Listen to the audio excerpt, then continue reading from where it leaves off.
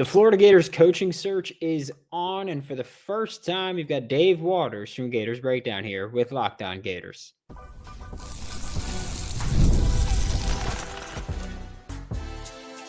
You are Locked On Gators, your daily podcast on the Florida Gators, part of the Locked On Podcast Network, your team every day. Joining me now for Locked On Gators is Dave Waters from Gators Breakdown. And Dave, we've got an interesting time in Gator Nation, or I mean, as you say, never a dull moment. But now, especially, Florida Gators looking for a new head coach. Lane Kiffin, the obvious one that everyone's bringing up.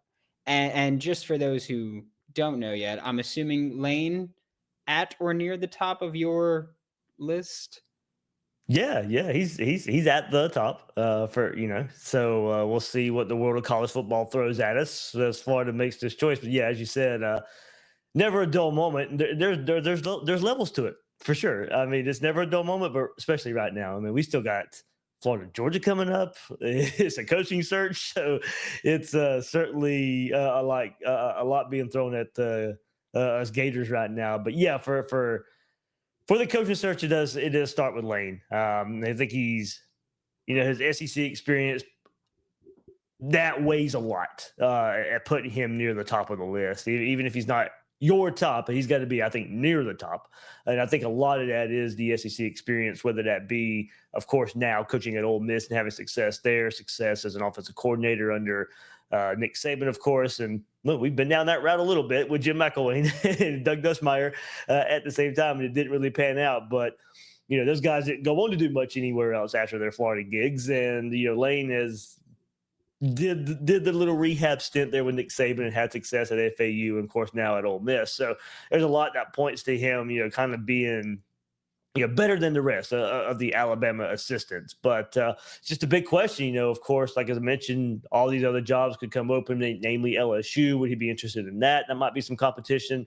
We'll still see, as we're recording this, what the deal with Brian Kelly is. But that move seems imminent. You don't usually let it get out like this or get this far without a move happening there. So that just kind of seems like writing on the wall there. But, and also, of course, the main cog of it all is whether he wants to stay at Ole Miss over a Florida or another job. And, hey, look, all credit in the world to him and that program. If he wants to stay there, they have built something special.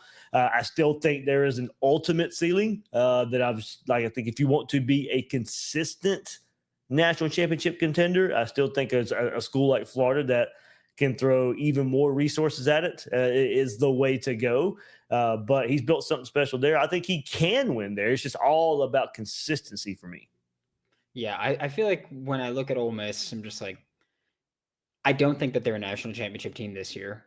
I don't think they've got the defense. They've got all the offensive firepower in the world, but if Oklahoma had even – I feel like their game plan on Saturday sucked, Oklahoma's offensive game plan. I thought it was way too John Mateer run reliant when you actually were creating explosives with running backs. If you're facing better teams, I don't think that this Ole Miss team is going to beat them. So I look at that as, all right, well, it's not happening this year. Last year. To your point there, their best wins, what? LSU. And we see what they're doing. Yeah, at the time it was like, oh, great. But now it's not looking like it. Last year, they had a fantastic team, second best defense in the country, didn't make the college football playoff. I mean, at a certain point, I feel like Lane has to look at it and say, I can build a really talented starting team here or starting lineup here, but then once injuries happen, we don't have the depth to keep up with the other big guns. And so the way that I've always looked at it, and Stephen Willis from Locked On Ole Miss will always bring up like, oh, well, Ole Miss is willing to match this money-wise. It's like, I don't know if the money is what matters more for them. I'm sure it's a factor, of course. Like, he's not going to be like, oh, just give me $3 million if I can win a championship. But I feel like when I think about Lane, it's kind of, this decision feels, if you ever want to be a legitimate national championship threat, now's the time to move, or you have to leave Ole Miss. And right now seems like a really good time to do that, considering the jobs that are open and are potentially opening in the coming days and weeks and month and a half. Yeah, I mean, credit to them. A lot of people thought there would be a step back. And look, I still think last year's team was better. But overall college football, when one reason we were high for Florida this season was, hey, it looks like there's not really elite teams this year. And you thought Florida could take advantage. Well, Ole Miss is the team that really is taking advantage of that. And, with the quote unquote evenness of college football right now, they are taking advantage of it. So credit to them for taking advantage. But yeah, I think it just really has a lot of the pack coming back to them more so than them jumping up and being up there, with the traditional powers. I mean, Ohio State, yeah, maybe the number one team in the country, but they're not better than what they were last year. So it's just and how it's shaking out. I mean, Bama, Georgia, it's just they're not the traditional Bama and Georgia teams that we've come accustomed to the last, half decade, Saban's tenure there. So, but yeah, like I said, credit to them for putting themselves in position to take advantage, even taking advantage with a quarterback change and Trinidad coming in and, really kind of, not really skipping the beat there at quarterback. And, that's another feather in Lane's cap is Matt Corral, Jackson Dart, now Trinidad. I mean, he's got a lineage of quarterbacks here that he can point to as well. And, certainly it's when you look at the Florida job for Lane, and you brought up the contracts. Yeah, I had no doubt in my mind Ole Miss can probably match a contract and assistant contracts. I mean, look, they're paying, Pete Golding is one of, if not, I know he's not the highest because that's Jim Knowles, but one of the highest defensive coordinators paid. So Ole Miss can pay, assistant-wise and stuff. But it's just like, what are the other things out of it? And look, I know their Grove Collective hit the ground running and is one of the top NILs out there. Florida had a rough start at it, but right now there's not much separation from their NIL and Florida's NIL. And I think outside of your collectives is the NIL opportunities for players elsewhere. And we look at what DJ Lagway has done, even though on the field, we wish he'd be playing better, but Gatorade and all those. And still think, Florida's got that brand where if you're speaking to players, the NIL's overall a bit better. For Florida, and then a lot of other connections of the state of Florida for Kiffin himself. And that report that came out last week with Molly McGrath saying, hey, last year's Florida Ole Miss game, Lane's like, hey, this place is special. I met my wife here, and son's a fan, all that kind of stuff. And there's connections there, so you can certainly see why Florida makes sense. But Ole Miss makes a lot of sense too. And do you leave what you've built? So it's all about checks and balances for Lane Kiffin and where he's at in his personal life. So there's a lot that goes on with that, but no doubt in my mind, I still think consistent potential is what I'd be looking for. And I do think, and probably some orange and blue glasses here, but I think Florida does offer that. Yeah. That's the thing too, because I feel like we always hear like on social media and everything, it's always just like, oh yeah, like you're like only thinking that Florida's a better job because you're a Florida fan, which by the way, ridiculous. I don't care if I'm looking at it through orange and blue glasses. Like Florida's a better job than Ole Miss. There's no doubt in my mind about that one. I do think that, and on that, I'm like, Florida is a better job than Ole Miss. For Lane Kiffin, it may not be. But you poll 100 football coaches, 90 of them, at least 90 of them, are choosing Florida over Ole Miss. Yeah, and that's the thing. With this hire, I feel like it's honestly just like Lane. Like, what does Lane want right now? Like if Lane wants a job where, you can have at Ole Miss, you could probably have a few bad seasons and it won't kill you, or a few mediocre seasons and it won't kill you. Whereas Florida, if that happens, you maybe not get that same that same grace. But if that's what you want, like and on that, he gets an automatic extension for 7 wins a year. Yep. You think Florida's ever making a contract like that for a head coach? I'd be livid. Livid. Well, I am not giving you an extension for winning 7 games a year. I also like it. That's great at Ole Miss, and good for Lane Kiffin for getting a contract like that. You're not getting one at Florida like that, but but I'd be livid if they did, So that right there, in and of itself, is a good explainer of the differences in programs. We have an expectation. 7 wins is not good enough. You're not getting an extension with 7 wins. Good for you for being able to do it at Ole Miss. Yeah, I even told the Lockdown Gators Insider program that we have when They won on Saturday, and the tweets went out about Lane has now triggered a 1-year contract extension, which, by the way, last year the same thing happened from Florida Gators fans. They were talking about, oh, go get Lane. The contract extension, the 1 year kicked in, and they went, oh, he just got an extension. It's like, yeah, that doesn't do anything. Like, it just gives him another year of job security. Right. That's all it is. It's great for him. Like that's what it is. But it doesn't really matter. I do also think that, because I don't think there's any guy that, or any candidate that we talk about and we go, that's a sure thing. Like, I don't think there's a single coach. And part of that's just the modern, what college football is now with the transfer portal and how volatile some recruits can be in terms of their development, how much roster or staff turnover there is every single year. Like, it's really tough to look at a coach and say, that's a sure thing. That's a home run hire. Especially when the rules are constantly changing. I mean, during the season, we're getting changes about transfer portal rules. It's insane. And I do think that now every coach, there's no such sure thing. There's no such thing as a sure thing. And it's every coach is just, there's risk with all of them. It's just about finding the coach with the highest ceiling that warrants that risk. But I do think that Lane is really not that risky. And maybe this is me looking at things with orange and blue glasses, but like, I look at the record against top 10 teams that people want to keep bringing up for Lane Kiffin. And I look at it and I go, all right, well, he hasn't had a top 10 roster. Like he's, you're not judging him based off what he's doing. Where at Florida, he very well might have that. I do think that the roster will be much more full, even if you're talking about, oh yeah, we're filling it with local talent. It's like local talent in Florida is very different from local talent in Mississippi. Especially when you're talking about lower down on the roster. And I feel like looking at this, I'm just like, all right, well, I'm not too concerned with some of the things that people bring up, like the top 10 record, different. He hasn't had top 10 roster. The recruiting, I feel like he's recruited better at Ole Miss than most coaches have been able to recruit at Ole Miss prior to him. The concerns don't feel like glaring concerns for me when we talk about Lane Kiffin compared to some other guys that I'm sure we'll talk about in a few minutes. But, and again, maybe that's just me, orange and blue glasses hitting it. But yeah, I feel like with the concerns for Lane, I'm not as concerned as a lot of other Florida Gators fans might be when you look at the record on paper. Yeah, those concerns are for him why you do make the move.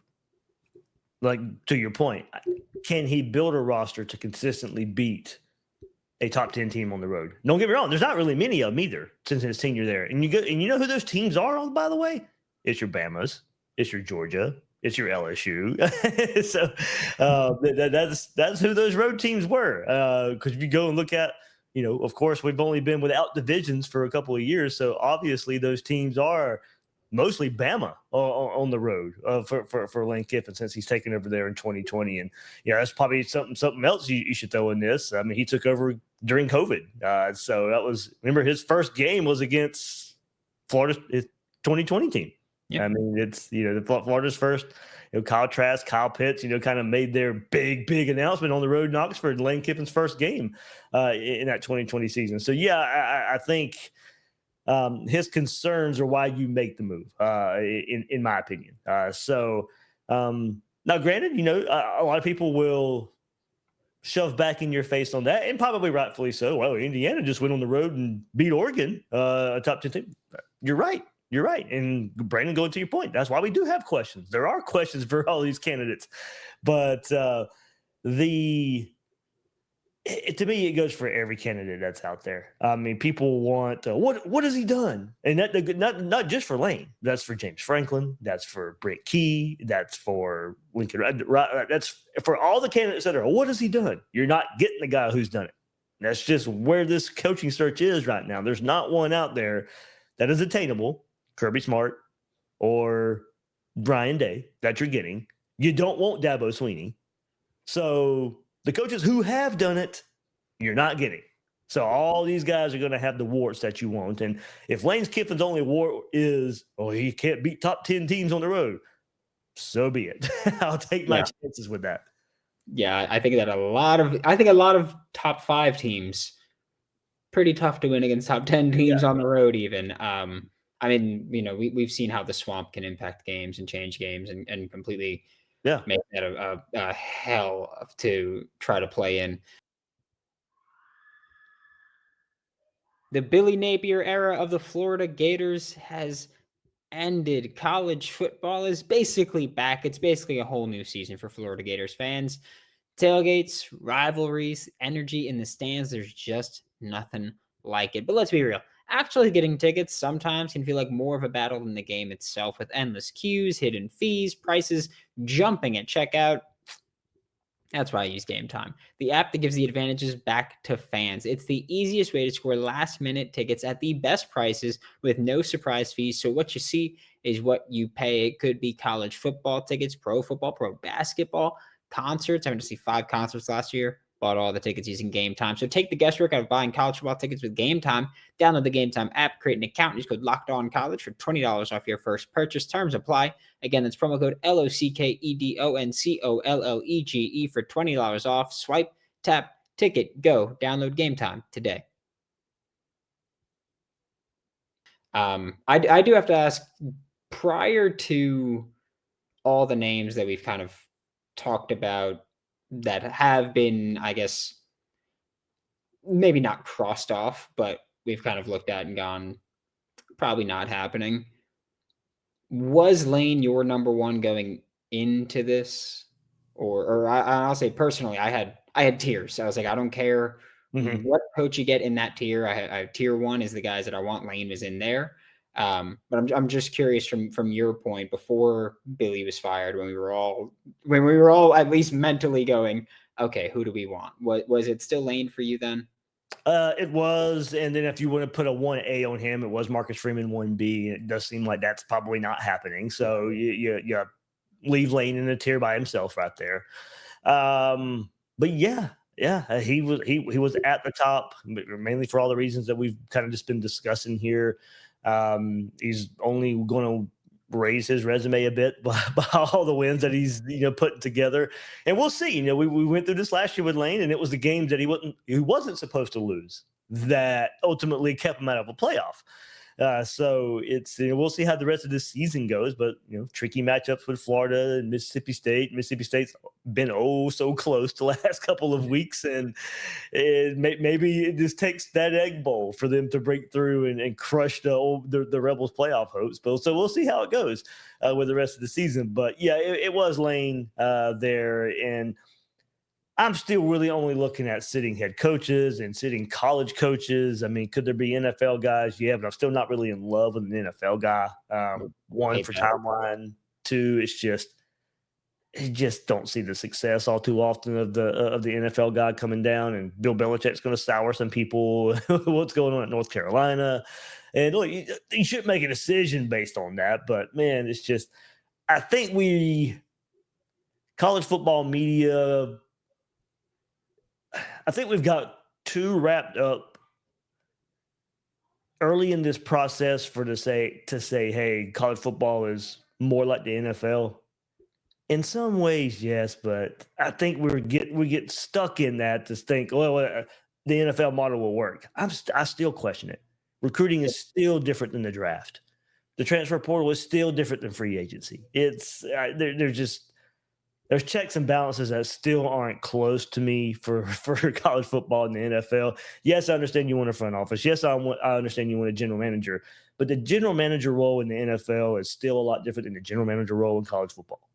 So, yeah, you can take bits and pieces of it, but I'm not ready to live in that world yet. So maybe we get there, but there's still inequities between programs. There's, like I said, the recruiting is still much different than drafting. And so to me, it's just not there yet to where I can say that model is going to work here. So I still want to live in the college football world of how you've made hires. Now, how a coach uses the transfer portal, I think, can go a long way into who this next hire can be. And Lane's done well there. He won't have to do it as much at Florida as he's done at Ole Miss. That's where I go into consistency part of it. Yeah, they figured it out. They've done great there, but I still think you're setting yourself up for some disappointment if you want to live and have to live in that world. Maybe they figured it out. but the sample size is still too short to know for sure. I still think traditional recruiting has a long leash in how successful you can be, how consistent you can be in a program. So it's, I think when you start taking a look at the big picture and who was going to be on the list, I want somebody who understands Florida. I want somebody who knows how to recruit Florida, somebody who's not going to try and make Florida Alabama, make Florida Florida, and go from there. Yeah, I think for me, whenever people bring up NFL, I immediately go, no, I don't want. I actively don't want that. I'm not even open to it. I don't want it, unless it's an NFL guy that had success in college very recently. Even I don't want it to be someone that had success 20 years ago, because it's a different game. It just is. And yes, college has gotten closer to the NFL, but for all the reasons that you listed, still very different. And even on the field, it's different with how you can abuse splits and how you can actually play the game. It's one of the reasons that when people have talked about Lane and potentially going to the NFL, I'm like, I don't know if he'd be as great in the NFL as he is in college. I think that he abuses college rules a lot more. And I say abuses and sounds like a negative thing, but it's taking advantage of the rules that are given to you. And I think he does that in a great way. I don't think an NFL head coach or an NFL coach. People mentioned Joe Brady. I actively don't want him. Kingsbury is the other name. I will blow a gasket if it's Kingsbury. I will say that because I'm like, oh yeah, I want a coach that if you're an NFL coach, you've been in college and have found success. He was in college. He didn't find success. He was a below 500 coach for his career in college at Texas Tech. My thing is him getting the NFL chance was not based off of credentials to me. Somebody took a big risk on bringing him in. It was a bad decision. Yep. I mean, you got the chance. Should you have gotten a chance? And probably not. And then, of course, Brian Johnson's the other NFL name that's thrown out there, and because of his connection to Florida and all that stuff, I'm just like, no, why? Yeah, no, really? If he had never coached at Florida, nobody would think twice about it. Exactly. Not one person out there would. But since he coached with Dan Mullen and had successful 2020 offense, people want to throw his name in there. And no. Nope. Like I'd be fine on staff in some way, but as the head coach, absolutely not. Honestly, wouldn't even want him as a coordinator if I'm going to be completely honest. I would take him as a QB coach gladly, but I think that's taking a gamble to give him one of those significant roles just because he's not proven he can do it at a consistent level. And that's what I care about more. Like, I feel like with Billy Napier, and I've said before, like, I don't want a coordinator hire. Like, I know that there's names that get thrown out, Will Stein, Glenn Schumann are going to be the two most common names that get thrown out there. Yep. I don't necessarily want a coordinator hire either, because I feel like coordinator hires, when you're saying, hey, come be a head coach, they then need to make the decision of, okay, am I going to be a play caller or not? If I'm not, how hands-off am I going to be, or how hands-on am I going to be, and who am I going to hire to run my offense? And I feel like Florida just had a coach in Billy Napier who was I feel like everybody says CEO type, but I also feel like being a play caller should disqualify you from being known as a CEO type, if that makes sense. Like, I think of it as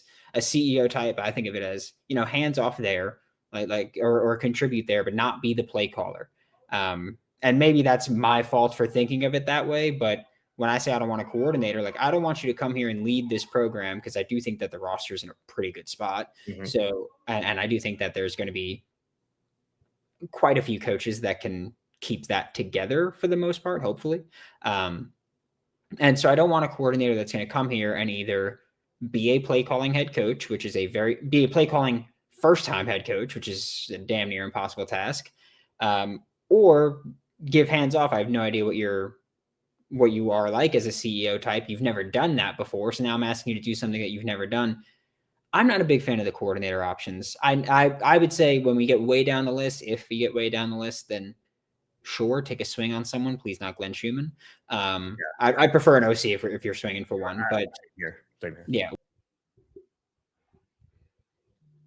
The NBA is back, and there's no better place to get in on the action than FanDuel, the official sports betting partner of the NBA.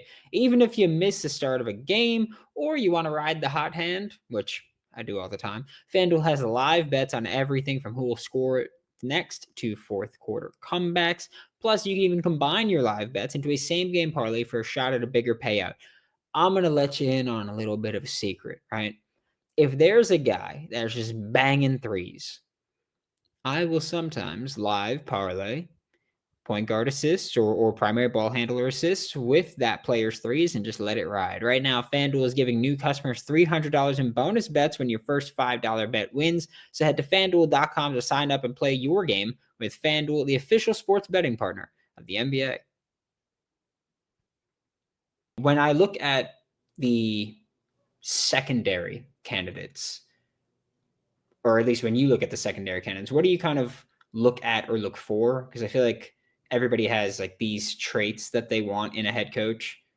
And then you got to go, all right, well, let's scrape that one off to get to tier 2. So when you're looking at your tier 2, we'll call them, what are you kind of like what are the traits that you're looking for here and or that Florida might be looking for?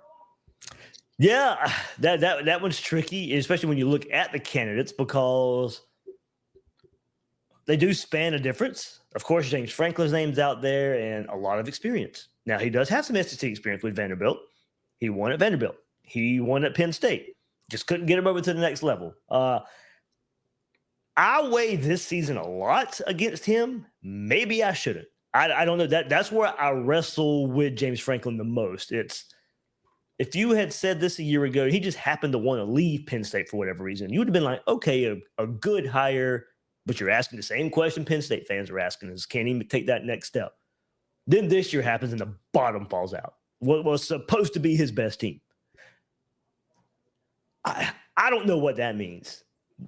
I don't think it means he's lost it. But, man, I got to ask my questions. Why did it happen?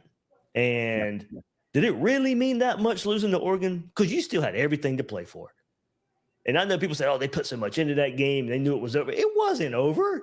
So why did he lose that team? Honestly, I think it's just I'm out on James Franklin. I would say that, or not fully out, but like I will be very skeptical. I think that they've screwed up the QB evals and development many times at Penn State. I think that I feel like there have been many years where you go, oh, if they have a receiver that really pops off and they have it, and they always don't have that, like it never works out. And they even tried this time, and it still didn't work. Yeah, and I think him hiring Andy Kotelnicki from Kansas was a fantastic decision. I was a huge Andy Kotelnicki fan when we were talking about Billy should hire an OC. Yep. Andy Kotelnicki was right at the top of my list there, or second on my list there. But then he asked Andy Kotelnicki to run the offense the way that James Franklin wants the offense run, and it's like, all right, well, you're hiring an OC that's known for being really creative and dynamic, and you're handcuffing him.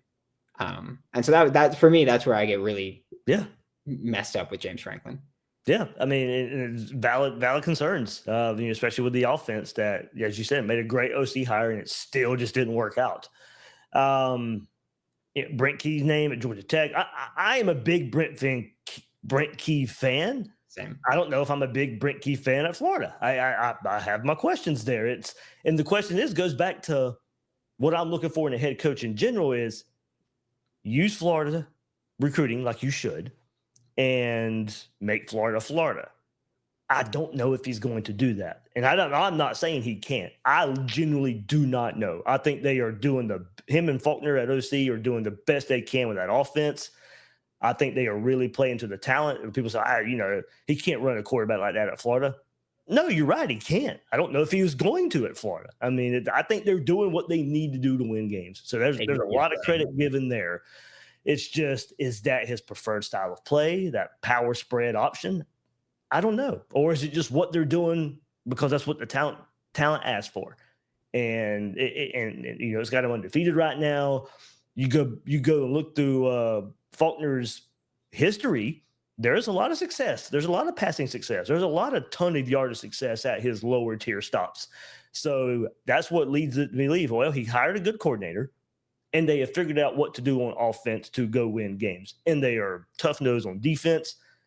But if he's going to bring that style of play, if he wants to live in that world, we'll say goodbye to DJ Lagway because he's not playing in that offense. Yep. Dallas Wilson, Vernell Brown III, they're not playing in that offense. Nope. So if you want to try and keep this current roster, I don't think Brent Key's your guy.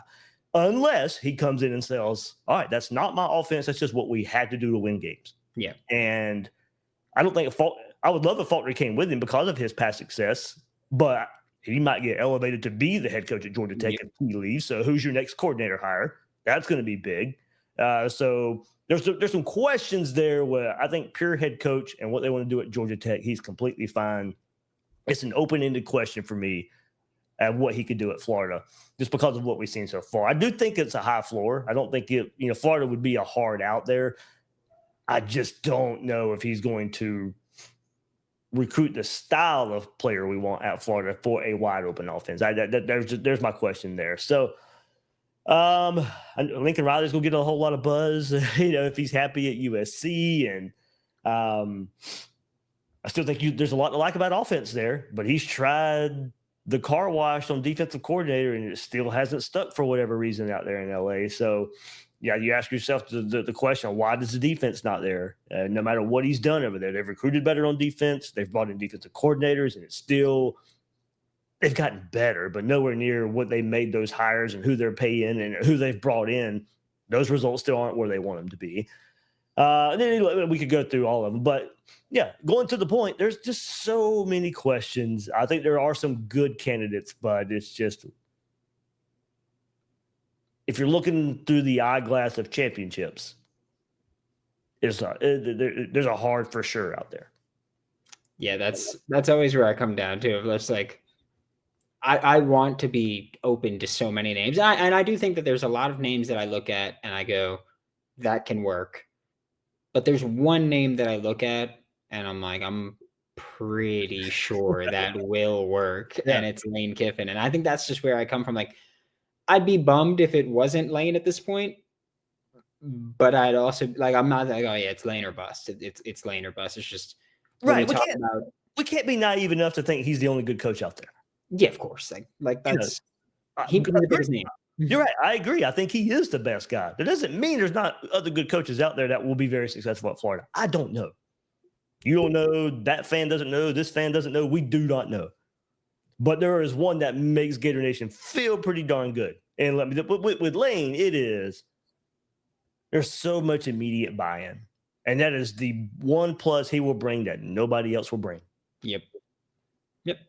NIL contributions, booster contributions. There's so many people on the same page about him. There's going to be so much early buy-in. It's going to be wait and see for so many other coaches, for the fan base out there, for the boosters out there. If you're donating to Florida Victorious, believe me, I talked to plenty of people with Florida Victorious. Lane's name comes up a lot in talking with fans of who they want, and they would donate this and donate that if Lane's the head coach. You don't hear that about anybody else.